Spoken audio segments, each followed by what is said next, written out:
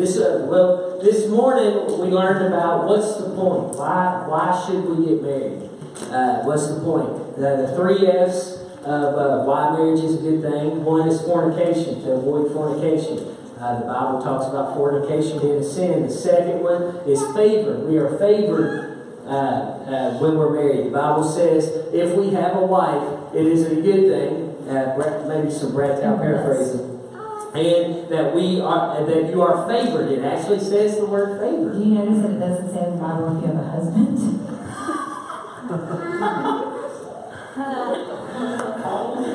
Moving on. The third F is function. I can function better with you, but I can function without you. Y'all heard that? It was on video. It happens to me. Hey, I told Richard, before we get going with this, I told Richard before service, they was talking about me getting me a shovel to dig a hole. And I told him, I said, you never dig a hole you can't get out of. Okay? You never dig it bigger than you can get out of. But every now and then, it's good to dig a little bit of a hole just to keep the feathers ruffled a little bit. See, I'm doing her a favor. Because I'm helping her not have a heart attack. I'm getting that blood pumping. So, and sometimes it's just fun. It's just fun to dig a little bit. But guys, you never, ever, ever dig a hole you can't get out of. Okay? Timmy, everybody, remember. Josh, never dig a hole you can't get yourself out of. All right, take it away, baby. Let's pray for the Lord before we go, Father. Lord, we thank you for this time. We thank you for this evening, God, that you brought us together. We pray that your anointing would be upon this word. Lord, I pray that everything that we say and do is strictly you, God, that we surrender ourselves and that what comes out, God, is just simply you speaking to the hearts of the people, and it is not us. And God, we just ask you that you would bless this word and that you would plant the seed, Father, that would grow and bring 100-fold return in Jesus' name. Okay, tonight, the title is It's Time to Unpack Your Bags. And this is something we talk about a lot. Sorry, I'm ADD and I have a cobweb on my paper because I tried to knock a cobweb in earlier. So, this is something we talk about a lot in counseling and different things, is the baggage that we bring into marriage. And I wasn't sure. I had been studying and reading devotions and all these things for weeks on marriage. And I wasn't sure until we got a book a couple days ago in the mail that I had ordered. And we began to talk, and it's actually called The Anatomy of an Affair. Because there's so many things, like Focus on the Family. If y'all don't follow Focus on the Family, you can go to their website and sign up for email things. And they have offers all the time, like for any donation, receive this book, or for whatever. I got one on teenagers. They offered this one. I sent them $1. I mean, it's not much, but it's sowing into their ministry, and it's given us resources and tools that we can use, through counseling and through ministry. So we were heading out the other day, and Brad opened this book, and he started to read. It began to talk about the things that you bring with you. And all of a sudden, the Lord went, that's it. And I'm like, oh my gosh, the things we bring with us, the baggage that we bring. He's talking about why is it good to get married, why do we to? Well, once you're married, you bring a bunch of bags with you. We're going to start in Mark chapter 10, verses 6 through 8. And I'm reading out the New King James Version for most of this. The starting verse 6, it says, But from the beginning of the creation, God made them male and female. For this reason, a man shall leave his father and mother and be joined to his wife, and the two shall become one flesh. So then they are no longer two, but one flesh. And when you first get married, most of the time you're getting ready. I remember when Kate and Josh was getting married, I went over one day and we went there and we cleaned up her room. And we were getting all of her stuff packed up and ready for them to move. And you get all this stuff and you're packing your boxes And then you go to this big move-in day for, before you get married or right after you get married. And all of a sudden you realize you're bringing all kinds of stuff. You pack a box, you look at your belongings, what you have, what you need. You're all excited about the stuff you got at your shower. You take all this stuff and you've anticipated it, and all of a sudden you're looking at things and you're like, what are we going to do with it all? What are we going to do with it all? What you don't realize that you bring with you is baggage and a rule book. You don't see it. It's not in the boxes that you packed. But you always bring two things into a marriage. And that's your baggage and your rule book. And so you got to begin to look at your baggage. And baggage is a whole lot of different things that we have. You've got iniquities. It could be past sins that you've committed. It could be abuse. It's your family dynamic, the way you grew up. It's a whole lot of different things that's all in there in one. And it plays a part of everything that you do from then on out. What else do you think of? I left kind of like a blank there because I don't know. Well, I remember when we got married, I brought all of my baseball cards, basketball cards, my wrestling figures, my Nintendo 64. Your starting lineup figures. Yes, it came. It came. But it's very true. We bring a lot of stuff with us. We don't realize it. I mean, we could joke around about physical things. I remember at we actually eloped when we got married. We didn't have an actual church wedding, but we had a wedding reception. We didn't even enjoy our first week of marriage because she was planning this wedding reception and stuff. And they had good intentions, the lady who wanted to do it, but it made us not enjoy our first week of marriage. But we got all this stuff at the wedding shower and things like that. And I just moved in with her, and she was staying with Margaret, a lady that's kind of like a lady that helped raise her. So we had all this wedding stuff, and it was just that we never even opened it. The plates and up until we moved, we lived with Margaret for a year until we got on our feet, and we got our first apartment at Christmas time. Brad's dad actually paid our first month's rent, our deposit for us for Christmas to get us an apartment. And I'll never forget opening up boxes and thinking that I had a box of like the knife set, like in the butcher box thing. And it was cookbooks. Somebody had packaged up, because I was like, where's our knives? I knew we had knives. And I go to open up and it is cookbooks. Where we never opened the box. We hadn't opened the box in a year.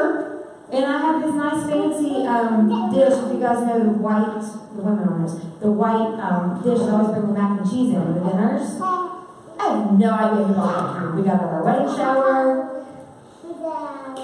Because we didn't open it for a year, and I don't know if it had the card or we lost the card. So you bring all this stuff. And McKenna Grace Hart.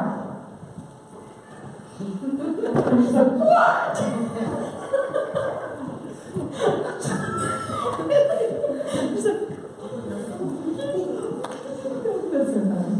But we really do. We bring a lot. There's physical stuff, and even the physical stuff can cause issues. I mean, us guys, be honest. I mean, before we got married, and even after we get married, we're still kind of like big kids, kind of in a certain way. But I lived at home. I collected basketball cards and things like that, and video games, and I had wrestling figures. And if y'all only knew how many basketball cards. I still got a lot of them.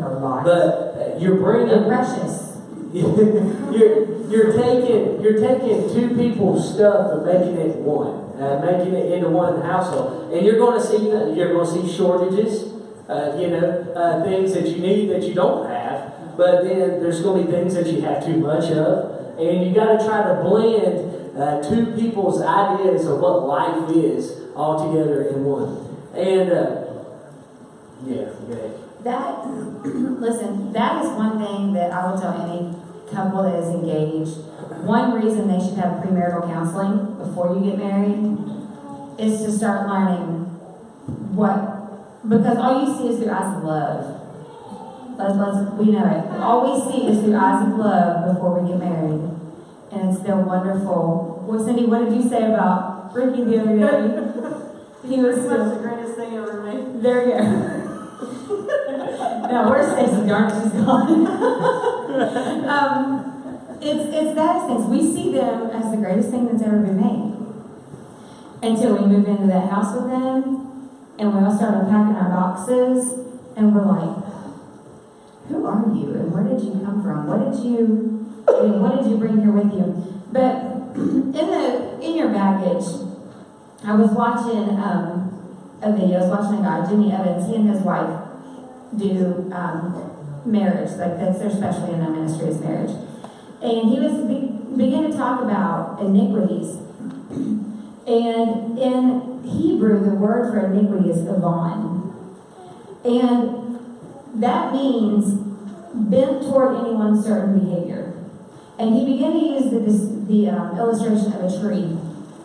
You know, if you look at a tree, it's upright, it's standing, but the force of the wind that comes through, the circumstances, the environment around it, can begin to bend that tree in a storm or in life, in the nature. And what happens is that's what happens generational through our parents. You've got the iniquities.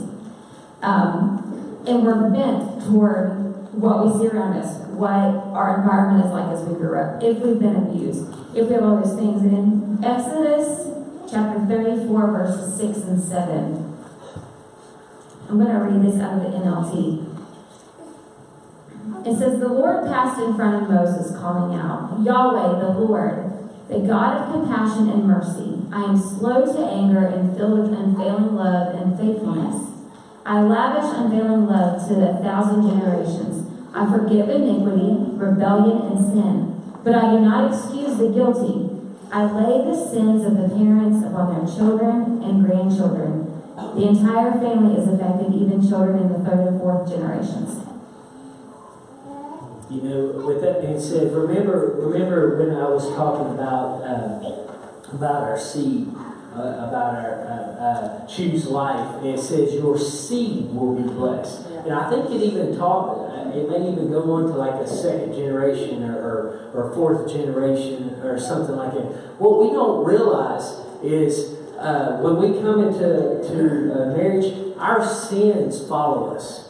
Okay, into the marriage, those generational curses and stuff, it can pass right down from generation to generation to generation. It's amazing when you see somebody that may be an alcoholic or something like that. If you look, there won't be too far in their family, and you'll see probably some alcoholism in maybe a grandparent or their father or something like that. That stuff passes on down. That's why it's very important. We got to realize we bring that into a marriage. Now, I want to touch on something here, but I'm going to be cautious about how I do it. You know, they teach you in the birds and the bees story in school, okay, that when you're with someone, it's like being with everybody that they've been with.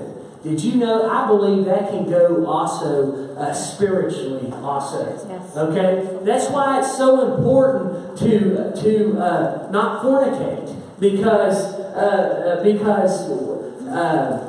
you know, if I'm with somebody and they've been with 3 guys, I'm linked to all the sins of those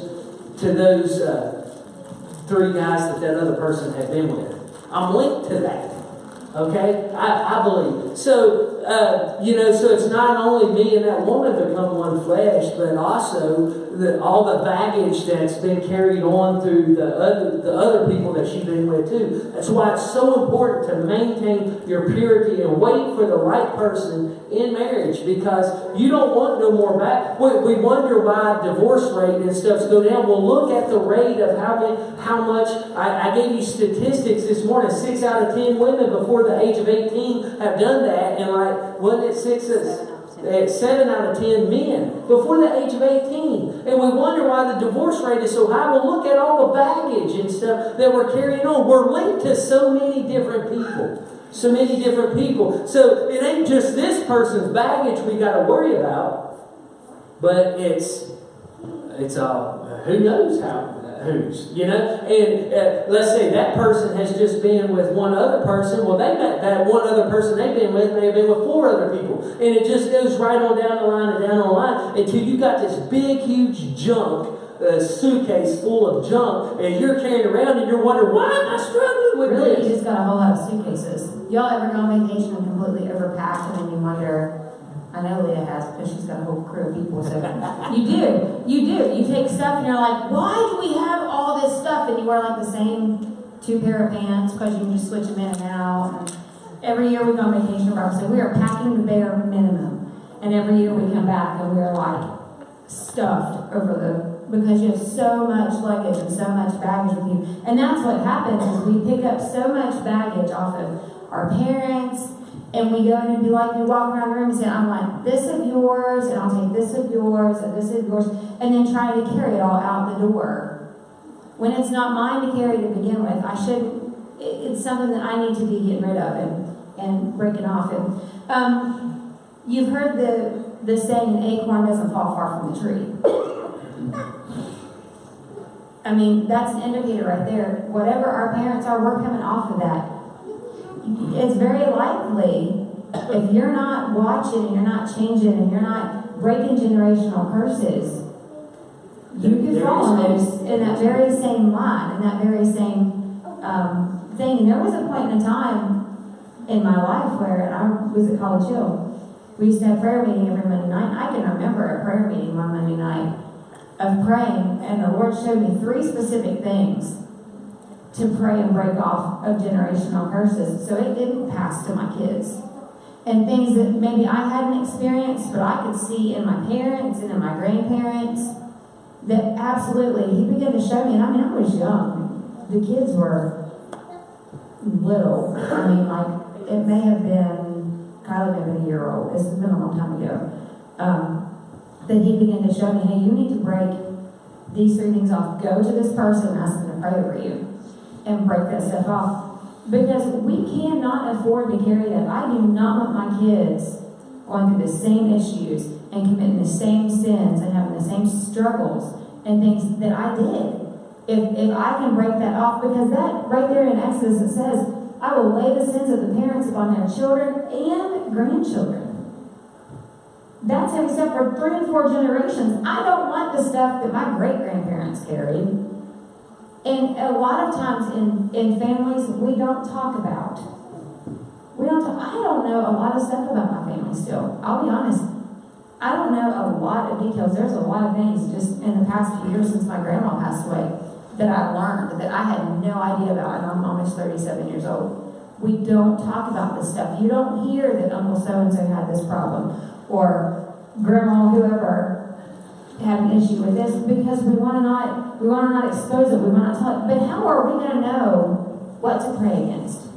Once we come to that revelation of, hey, this is what I need, I believe that the Lord can show us, but wouldn't it be easier to just say, hey, listen, you need to watch, and we've prayed this over you, so you need to be mindful that this happened, whatever it is, and break those things off, because Galatians 3:13 says, Christ has redeemed us from the curse of the law, having become a curse for us. For it is written, cursed is everyone who hangs on the tree. We did not have to walk in those curses. He took the curse for us. When He was crucified, He took that curse. And so it's up to us to begin to speak out and break that. You know, the Bible talks about whatever's bound on earth will be bound in heaven. We can bind that and break those curses off. But it's up to us to do that. I think, men, women, think of the things that you don't like about your in-laws. Think about it. Come on, but we got them. I've got in-laws. Think about the things you don't like. Your spouse could very well have some of those things down inside. Maybe they haven't come up yet, or maybe you see just glimpses of them along the way. We've got to pray against it. Please pray. Maybe, the Bible says some of these come only out by prayer and fasting. You might have to fast a if little the church bit. starts getting real skinny,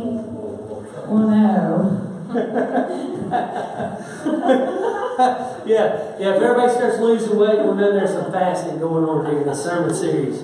I mean, we've all been there. We've got to. Listen. Our past experiences, our past even abuse in our lives. Those things can be baggage.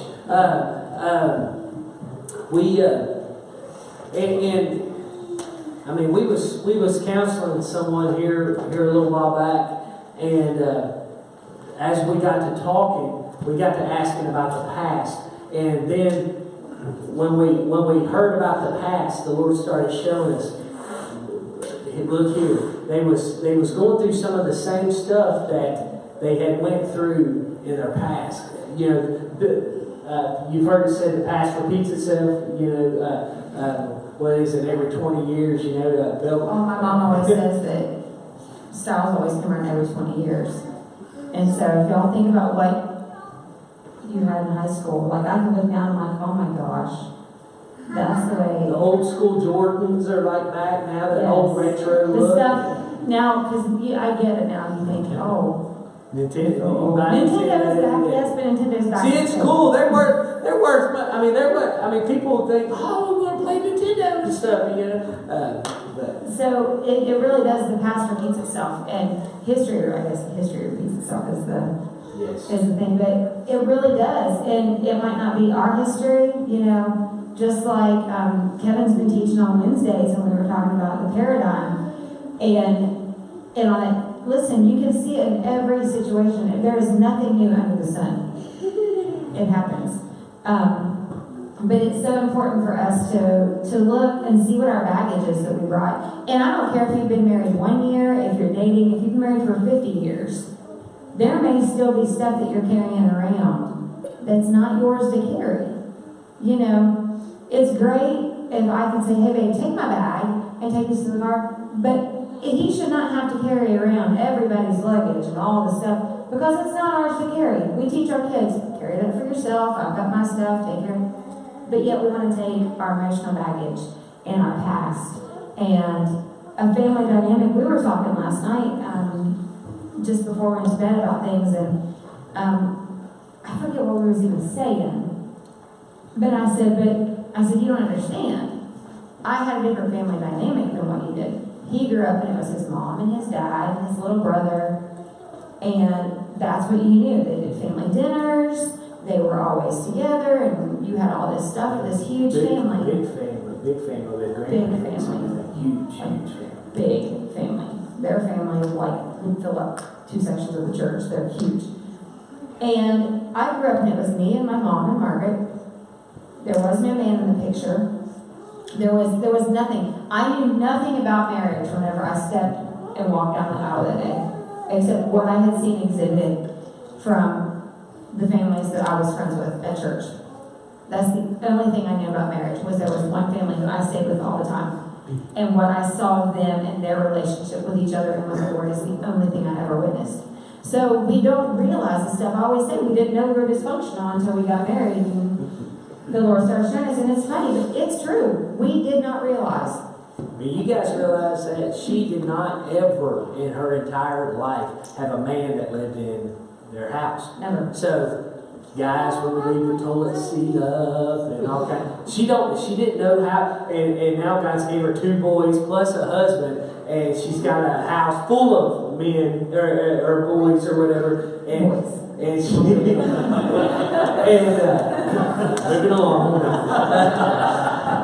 but she didn't. I mean, she had no idea what it was like to have a man around. I always say that if whoever my boy's married, which Blake says he's never getting married, he's like, you can preach all this stuff all you want. I ain't doing it. It wants nothing to do with the idea of marriage. But I always say, if my future daughter-in-laws are an only child, they've got to get the warning about what boys are like and how gross they are and what the bathrooms look like and what to expect, because I have no clue. No clue whatsoever. Gross. I would go every once in a while and stay with family and there were boys there, but that dynamic was so different for me. I had no clue whatsoever. And that was a big thing of baggage to try to unload and figure out how to function and to be not only a wife, but just live in the same house with somebody that... Imagine what kind of awakening she got when I come in the picture.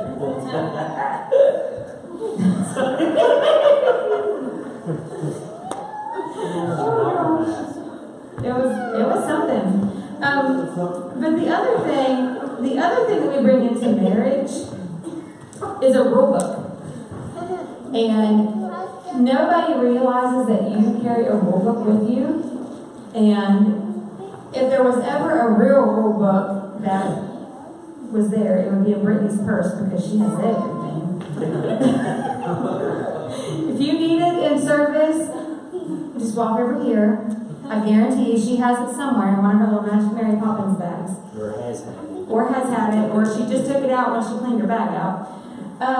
But we carry a rule book, and what we don't realize is a rule book is the things that are unspoken that we've seen. Different things that could affect a rule book are: did you keep your room clean when you were growing up? I was made to keep my room clean. My room looked like a nuclear war zone. Let me stop you. Stop you right there. You guys realize after we got married, I cleaned her closet. I couldn't take it. I couldn't take it. I couldn't take it. Alarm clocks. I need something loud. Her alarm clock was a radio, and it would gradually come on. It was set at like 1. Like I had a stereo system. It was like a CD player thing. And you could set it to come on a certain time. And so the radio would come on, and it would come on like this. And it would get to about that loud, and that was it. I was awake, and I heard it was like a volume 1. And I'm thinking, how do you hear that? The earth, listen, when Jesus comes back, Brad better be awake, because he might not go. He and Blake sleep so sound, it's not even funny. So, I mean, it's different things like that you don't realize when you go into a marriage. Growing up, I lived with my mom and Margaret. Margaret was in the Navy, and she spent 4 years in Great Lakes in the Navy, and she was over like their barracks and cleaning. She had worked her way up. So, you didn't clean your room. And I didn't clean my room. No, she would just clean it for me if I needed it done that enough. But things like when you put the plates away, the plates were all stacked according to size, and they were all put away just right, and you don't have... Everything was just so. Not this one. Let me tell you, when we first got into our apartment... Let's get it in there and get it done, because I don't like doing dishes. Everything was very neatly stacked, okay? So your rule book that you take with you are the unsaid things that you think that life is supposed to be like and how things are done. And once you get into a house and a marriage, it might not seem like a whole lot, but that will cause, like I said this morning, the smallest things, the smallest splinter will fester. I had a splinter the other day right here in my finger, and I forgot about it. And I woke up the next morning and I was like, what is wrong with my hand? And it was a teeny tiny little splinter that I got when closing the cabinet door the other day. And I'm like, you've got to be kidding me. That hurts so bad. But it's the little tiny things that seem like they're nothing in a marriage that will fester if we don't realize what our rule books are. And so we brought some props because I'm all about, I think that you understand better, for props. So I think our bags are kind of matching. Kind of, yeah. Well, I mean like inside. We both have our luggage and our baggage. Okay? This actually is my luggage. This is mine too. I packed this bag every Sunday for weeks and weeks when we went to church in Charleston. I took it with me every week. I had to pack a bag. See, some people can't get to church at like 10:30 whenever church starts at 10 o'clock. I left the house at 6:30 every Sunday morning. And packed a suitcase with me. That's disgusting. No, because there's never clean laundry in my house. So there wouldn't be anything like that taken anyways. But I pack this bag all the time. But it's little things like... You don't need help other than that? Did I have told? Hey, yeah, I told her. Okay, how many people have to have the toilet paper over the roll? See, I'm an over the roll kind of person. Always over the roll. You know what I am? Over. I don't care. If it's Nothing not- on the thing. Listen, growing up, it always went on. The roll was always like this. Always. Always. Because if it wasn't like this, it was wrong. That's right. I don't care. I'm thankful I got toilet paper. It may not even make it on the school. Brad's maybe like on the sink, or on the thing, or in the floor. I'm like, don't get it wet. Don't set it someplace where the boys are gonna like not use their aim. Okay? And so you go in, and the first time after you get married and you realize the toilet paper's on wrong, it's like, what did you do? Well, your rule book says this is the only way the toilet paper can go on the roll. You don't realize it. And he's like, shh, whatever. I don't care. It ain't important. I don't care. I'm just thankful I got toilet paper. Do we need to put that down here? Okay, yes. Because here's what you have to do eventually. And I was like, oh, this is cute. It even has our name. You got to unpack your bags and learn how to put them in the same place and work together with them. And look, our cute little bag that says the towels. Don't look how dirty it is. Isn't that cute? Okay, so the next thing that is an unspoken rule that you don't realize is has in there too. Don't squeeze the dirty squirts. It's there. You forget my toothpaste? Sure. All down. Toothpaste. There's church bells ringing. Okay, growing up, toothpaste has to be rolled from the bottom. Yes. You squeeze from the bottom. Look at the other picture. Yes. You squeeze from the bottom, and when it gets too low, then you begin to roll it. You see this roll of toothpaste? It does not have a lid, for one. That's disgusting. Be thankful you got toothpaste. No. I used this toothpaste the other day. Okay? I will tell you in a second where this toothpaste come from, and then you will probably understand. I used this toothpaste the other day. I had to use a knife, and I'm talking one of Josh's sharp knives. Open it up, pocket knife, big. To dig out the hard, crusty, to be able to squeeze it out, because you could not, with any force, get the toothpaste out. This is wrong, people. Men, this is wrong. If you think that this is okay, this is wrong. We got to put our baggage together. We're going to in a second, but yours is eventually going to have a lid, and it's going to be cleaned out. Now, This came out of my teenage son's bathroom. I squeezed it from the bottom. Now, I don't remember if I did. I don't remember if I did when we got married. He squeezes from the bottom now. Did you hear that? He didn't used to. And he didn't used to care if there was a lid. This is exactly what our toothpaste looked like when we I first didn't got care it. too big if there was a lid. I mean, sometimes the lid drops down in the sink, in the hole. I dig them out all the time in the kids' bathroom. I did.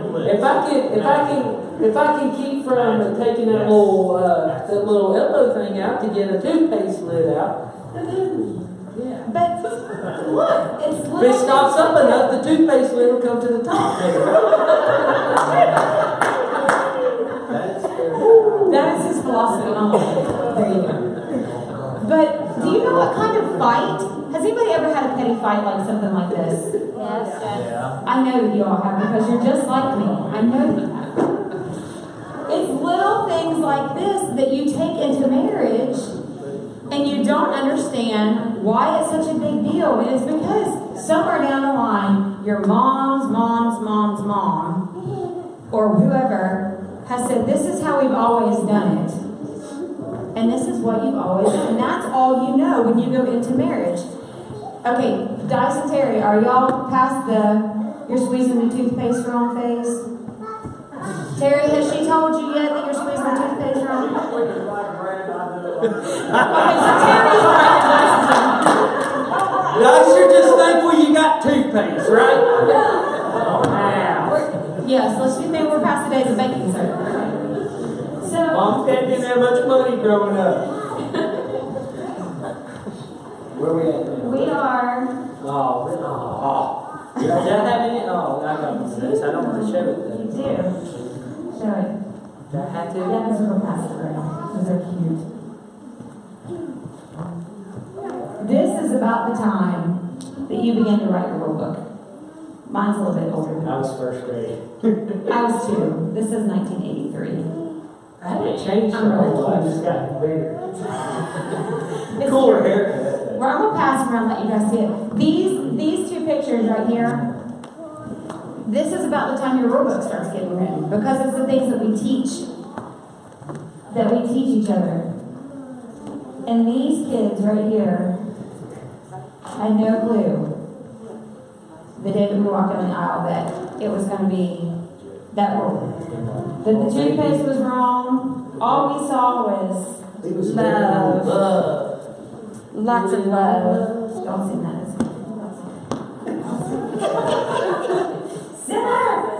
Time like somebody. Who sings it?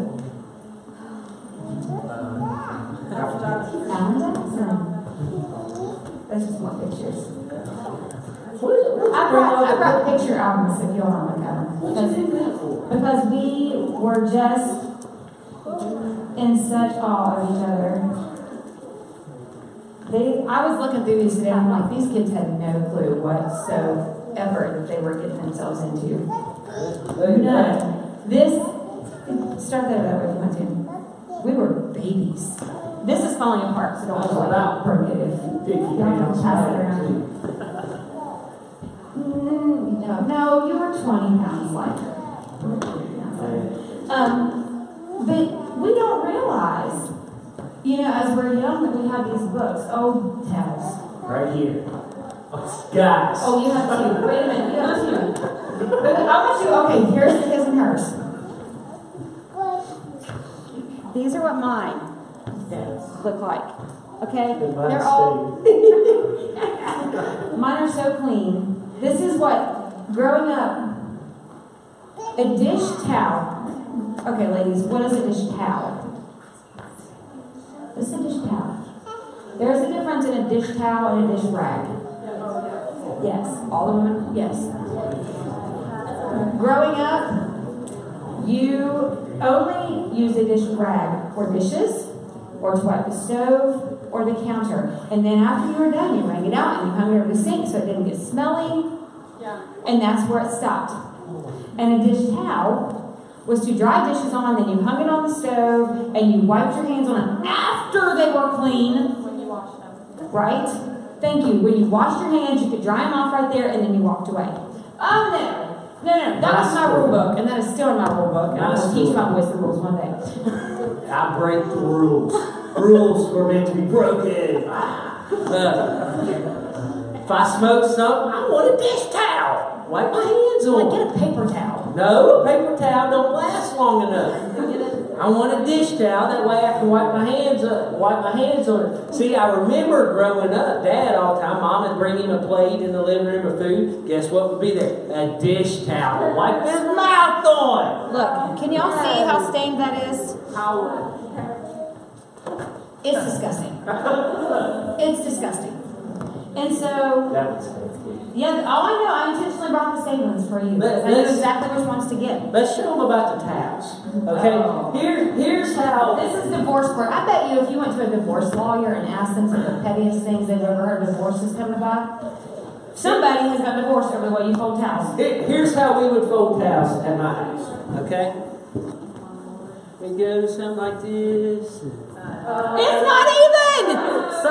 It might end up like that. It's not. There you go. That's it. That's it.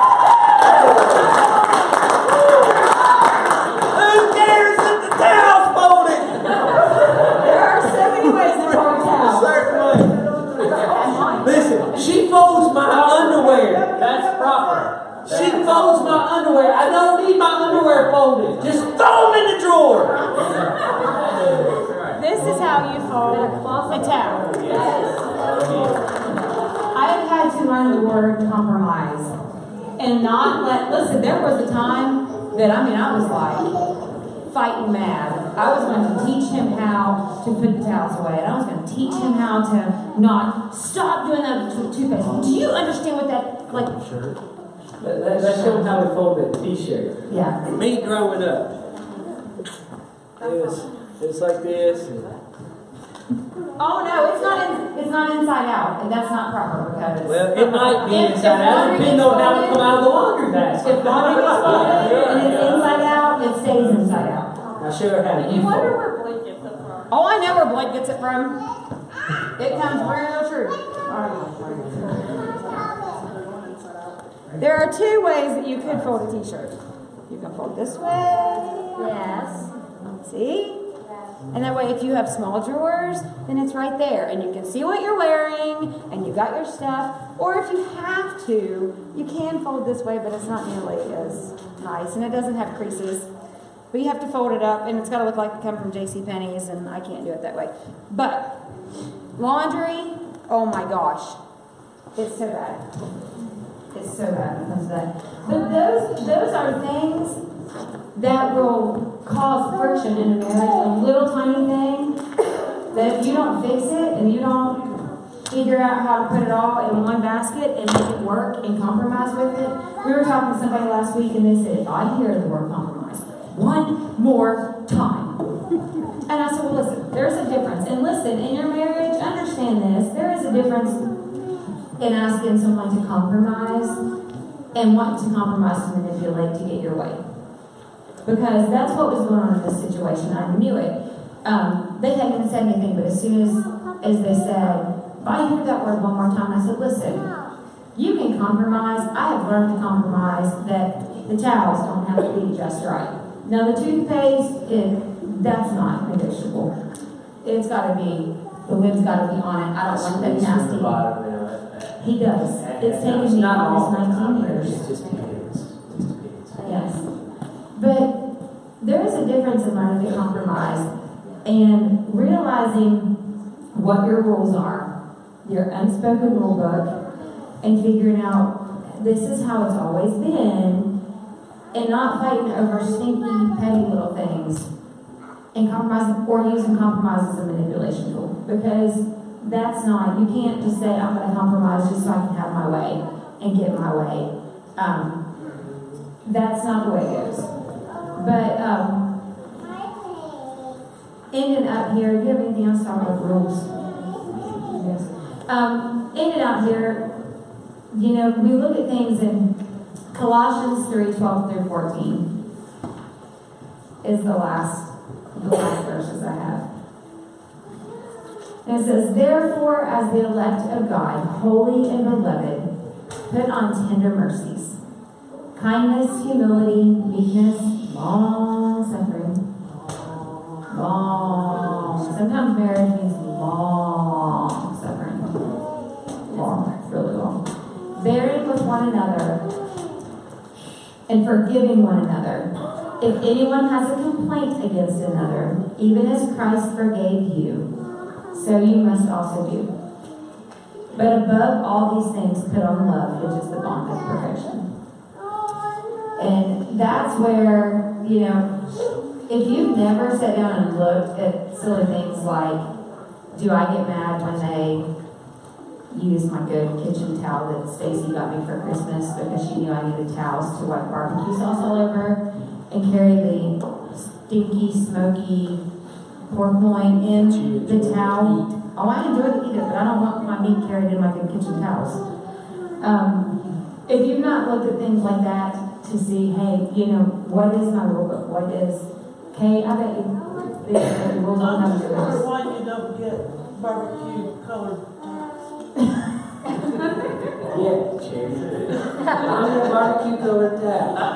Okay, at Christmas time, you know how everyone rides motorcycles that year? You got 11 months to find barbecue colored towels.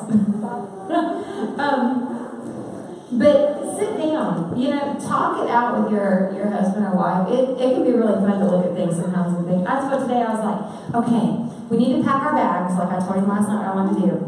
I said, we need to pack our bags, and I was getting stuff together and saying, like, okay, what are some things we do different? One thing that we didn't bring that we had talked about was Christmas. That was one of the stressing points in our life was Christmas. The first, 2-3 years, we fought over Christmas because I've talked about this before. Every year for my entire life, I stayed all night at my grandmother's house on Christmas Eve. Every year. And she didn't want to do that every year. She was willing to compromise. I wasn't no compromising with me. I wanted Christmas the way that I had it. The way we want it. And we don't realize things like that. We want what we know. We want what's comfortable. We want what's familiar. We want life to go on the way that we know it. But now I want my cute boyfriend to be with me all the time and experience it all. And that's not how it works. And there's still a lot of things that I'll even think of, okay, like trash. We have this unspoken most of the time rule. Charity does not take out the trash. No. And I know she don't feel she should take out the trash, so I make sure that the boys or me or somebody takes it out. Yes, we took out the trash last Monday morning. Well, she sends it outside the door.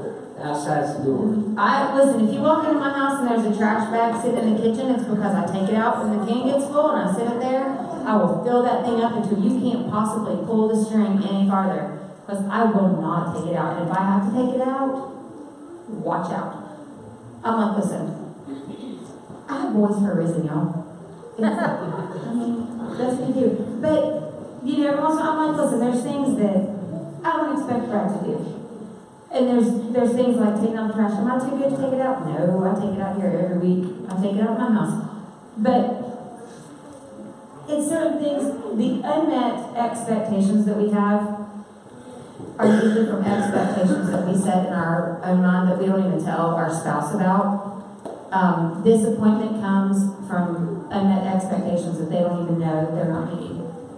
And it's because to us, it seems natural, it seems simple. It's the way that we've always known it, or the way that we saw mom and dad do it, or the way that grandma and grandpa.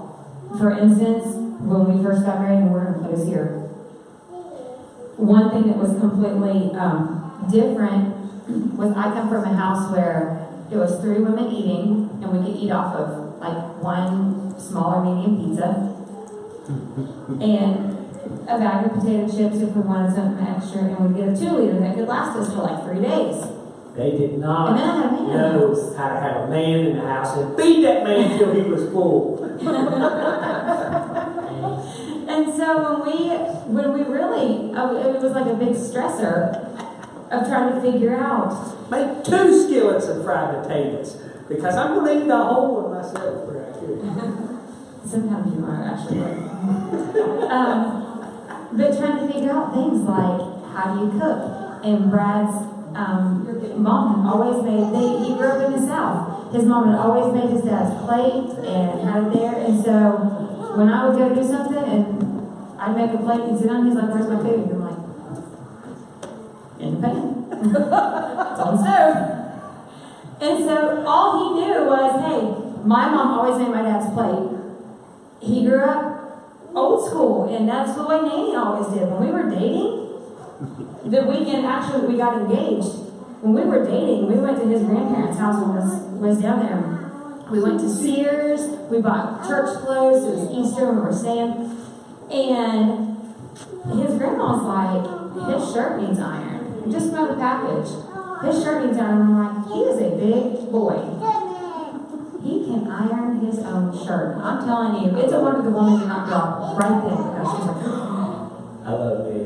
his name was awesome, but it was like, I'm not ironing that boy's shirt for church. He is a grown man. He can iron his own shirt. Guess who ironed it? Manny. I can iron a shirt. I can. Maybe not as good as you, but I can.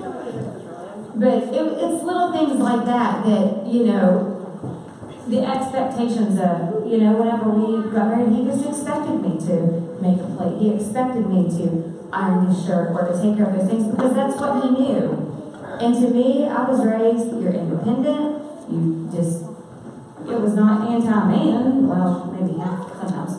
But you were strong and independent. My mom's like, I rebuilt a carburetor one time for a car. I just got the book and I learned how to do it because I needed it done. So watch in your marriage that you don't have unspoken expectations of your spouse. And it's easy to happen. It doesn't matter what stage of life it's in, because I think we have new expectations for every season. You know, you have expectations of what they should be doing to help with your kids, or how they should be meeting your needs whenever you're first married, or you know, what things are supposed to look like after the kids grow up and get out of the house. There's always expectations that we have, and sometimes Hollywood sets those, like we were talking this morning. Sometimes we think there should be romance and flowers and all this stuff, and some guys just don't. My boys didn't even know the other day, Josh got a carnation to give me at, you're really my pictures, but Josh gave me a carnation at 8th grade night the other night, and he said something about a rose, and I'm like, honey, that's not a rose. If you get a girlfriend or a wife, and she's expecting roses, that's cute. She's expecting roses, and you come in with carnations, she's gonna be upset. You need to know the difference. See, an unmet expectation. She is expecting for flowers to come, and she thinks she's getting roses, and he comes in with a handful of carnations and says, but honey, these roses were cheaper. Yes, they were. Quite a bit. So, we have to look. Talk with your spouse. It's all stuff God can take care of. Compromise, protecting God, and dealing with God. The excess baggage, abuse, the past and stuff, all of that stuff that we talked about being intertwined with other people, God can take care of that stuff and bring you back to where you need to be. Yeah. But you got to give it to Him. You got to give it to Him. The little frustrations, you guys may not think it may be a whole lot of anything. The little bit of the toothpaste and the towel fold, all that stuff just stacks up and stacks up and stacks up till we give it for God. And the key to marriage, part of it, other than love and God, is forgiveness. You got to keep forgiving, and guess what? You're going to have to forgive over and over and over and over, and keep forgiving for the rest of your lives together. So, let's all stand. Thank you guys for coming.